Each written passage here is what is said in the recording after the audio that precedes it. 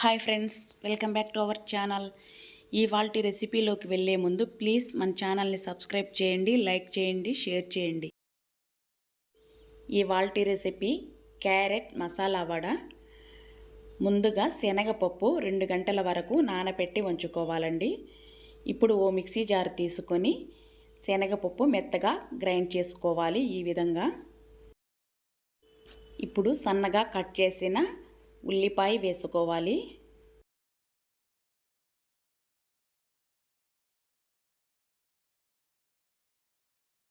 Half table spoon అల్లం తరుగు వేసుకోవాలండి. ఫ్రెష్గా తురుముకొని వేసుకుంటే చాలా బాగుంటుందండి. ఒక పచ్చిమిర్చి సన్నటి ముక్కలు, ఓ రెమ్మ కరివేపాకు, 5-6 వెల్లుల్లి నలగొట్టి వేసుకోవాలండి. ఇప్పుడు సన్నగా కట్ చేసిన కొత్తిమీర వేసుకోవాలి.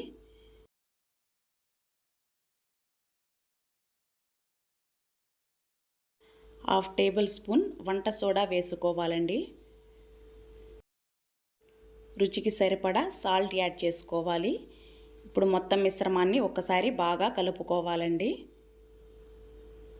ఉల్లిపాయ బాగా నలుపుతూ కలుపుకోవాలండి. అప్పుడే మన క్యారెట్ వడ టేస్ట్ బాగుంటుందండి. సన్నగా తురుముకున్న క్యారెట్ యాడ్ చేసుకోవాలండి. మరొకసారి బాగా కలుపుకోవాలి పిండి.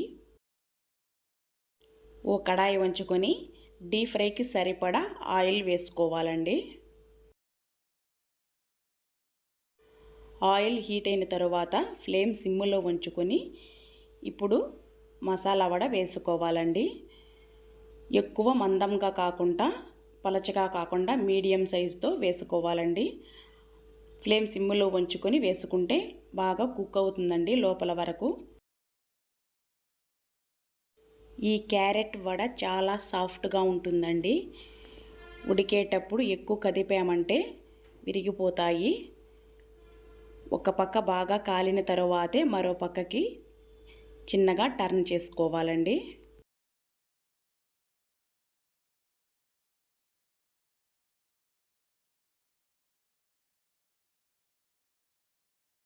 చూడండి, ఒక పక్క కాలాయి.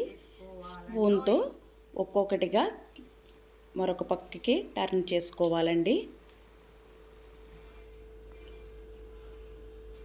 మంచి గోల్డెన్ కలర్ వచ్చే వరకు వేపుకోవాలి. ఈ కలర్ వస్తే సరిపోతుందండి. మన క్యారెట్ వడ తీసేసుకోవచ్చు.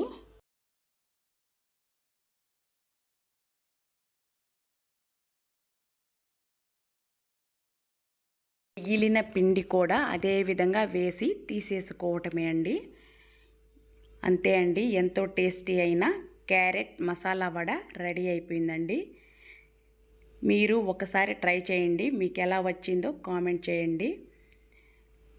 చూడండి ఎంత సాఫ్ట్గా ఉంటుందో వడ. క్యారెట్ మసాలా వడ చట్నీలో కానీ టమోటా సాస్లో కానీ చాలా బాగుంటుందండి. సర్వ్ చేసుకోను. నా రెసిపీ మీకు నచ్చితే లైక్ చేయండి, షేర్ చేయండి, సబ్స్క్రైబ్ చేయండి.